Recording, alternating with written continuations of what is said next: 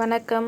ஒரு கடாயில் எண்ணெய் தோலோடவே சேர்த்துக்கோங்க. பூண்டு, இஞ்சி, வெங்காயம், கட் பண்ணி வச்சுருக்க தக்காளி, அது கூடவே உப்பு, ஒரு கைப்பிடி அளவுக்கு தேங்காய், குழம்புக்கு தேவையான அளவுக்கு மிளகாய்த்தூள், இது எல்லாமே வதக்கி அரைச்சிக்கலாம். இப்போ அதே வாணலில் எண்ணெய், கடுகு, வெந்தயம், பெருஞ்சீரகம் சேர்த்து ஒரே ஒரு வெங்காயம் மட்டும் சின்னதாக கட் பண்ணி நம்ம சேர்த்துக்கலாம்.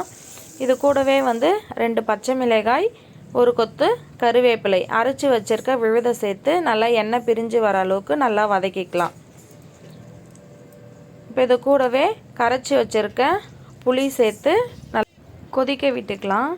நல்லா கொதித்ததுக்கப்புறம் இது கூட சுத்தம் பண்ணி வச்சுருக்க கவலை மீனை நம்ம சேர்த்து ஒரு 5 நிமிஷம் மூடி போட்டு இறக்க போகிற நேரத்தில் கொத்தமல்லி தழை தூவி தட்டை போட்டு மூடி வச்சு ஒரு 1 hour கழித்து சாப்பிட்டு பாருங்கள்.